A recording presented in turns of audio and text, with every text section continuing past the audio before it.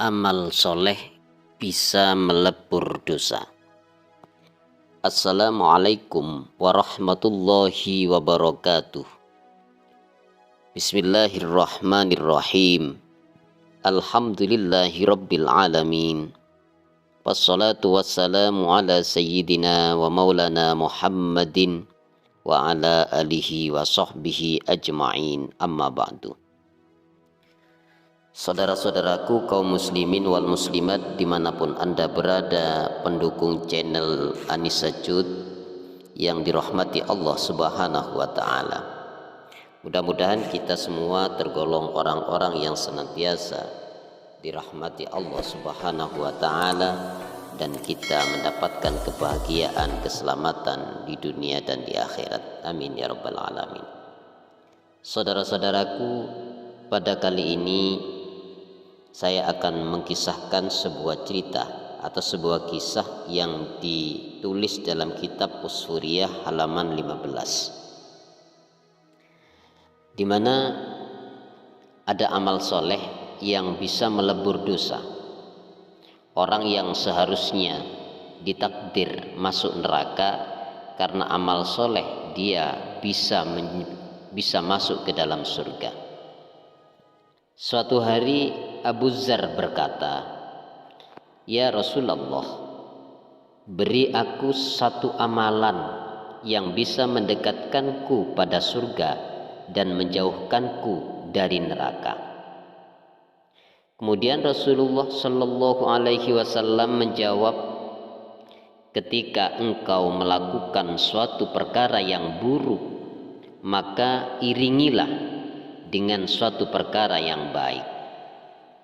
Jadi perintah Rasul, kalau melakukan perbuatan yang jelek, suruh cepat-cepat mengganti atau diiringi, ditutup dengan perbuatan yang baik.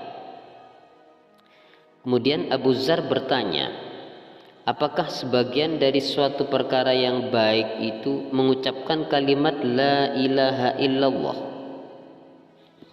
Rasulullah menjawab, ya, itulah suatu kebaikan dari beberapa kebaikan. Dikisahkan ada seorang laki-laki yang sedang melakukan wukuf di tanah Arafah, dan ia menggenggam 7 batu di tangannya.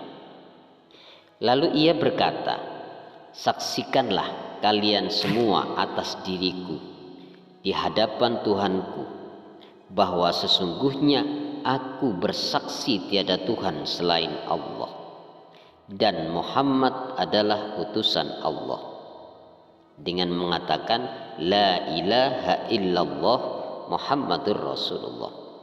Jadi ia berkata kepada batu itu, "Kamu menjadi saksi wahai batu-batu itu, bahwasanya saya membaca kalimat la ilaha illallah Muhammadur Rasulullah." Setelah itu ia tertidur, lalu bermimpi seolah-olah kiamat sudah di hadapannya, dan laki-laki itu dihisab amalnya. Ternyata ketetapan baginya adalah neraka. Ia punya catatan ahli neraka. Lantas malaikat membawanya untuk digiring ke dalam neraka. Ketika sampai di depan pintu neraka, tiba-tiba ada batu yang menghalangi langkahnya. Melihat itu, para malaikat azab berkumpul menyatukan kekuatan untuk mengangkat batu tersebut. Akan tetapi mereka tak kuasa, para malaikat itu tidak kuasa mengangkatnya. Hal semacam ini selalu terjadi hingga laki-laki itu sampai di neraka ketujuh. Jadi mau masuk ke neraka sampai ada 7 neraka ya. Ini selalu dihadang oleh batu. Pada akhirnya ia digiring sampai ke bawah arasy. Lalu malaikat berkata, "Wahai Tuhanku, Engkau lebih mengetahui atas perbuatan hamba-Mu. Sungguh aku tak menemukan satu jalan pun untuk memasukkannya ke dalam neraka." Kemudian Allah berfirman, hambaku sungguh telah kau saksikan atas batu-batu itu yang tidak menyia-nyiakan haknya. Bagaimana aku akan menyia-nyiakan hak atas hamba ini, dan aku adalah zat yang menyaksikan dengan persaksian. Masukkanlah hamba ini ke dalam surga. Lantas para malaikat menggiringnya hingga sampai di dekat pintu surga, dan ternyata pintu surga itu terkunci. Pintu surganya terkunci. Kemudian datanglah kalimat syahadat, la ilaha illallah. Akhirnya terbukalah semua pintu surga, lalu laki-laki itu masuk ke dalamnya. Saudaraku kaum muslimin wal muslimat, dilihat dari kisah ini, intinya batu-batu yang dibawa ketika wukuf di Arafah itu, dia menjadi saksi beneran ketika di akhirat. Lah inilah menjadi dalil bagi orang-orang Nahdiyin khususnya ketika berzikir, membaca kalimat tasbih setelah sholat, ya, kalimat hamdalah, Allahu Akbar ketika selesai sholat, ia memutarkan tasbih, hitungannya memakai tasbih, dan tasbih ini bisa menjadi saksi kelak di akhirat. Satu bukti batu tersebut menjadi saksi dan bisa menghalangi orang itu ketika mau dimasukkan ke dalam neraka.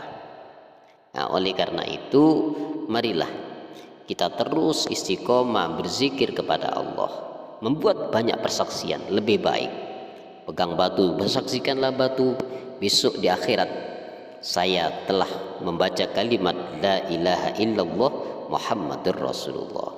Wahai tasbih, saksikanlah bahwasanya saya membaca kalimat la ilaha illallah Muhammadur Rasulullah. Seperti itu.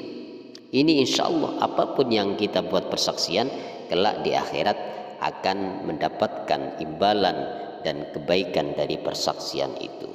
Dan semua itu terjadi karena rahmat Allah Subhanahu wa ta'ala.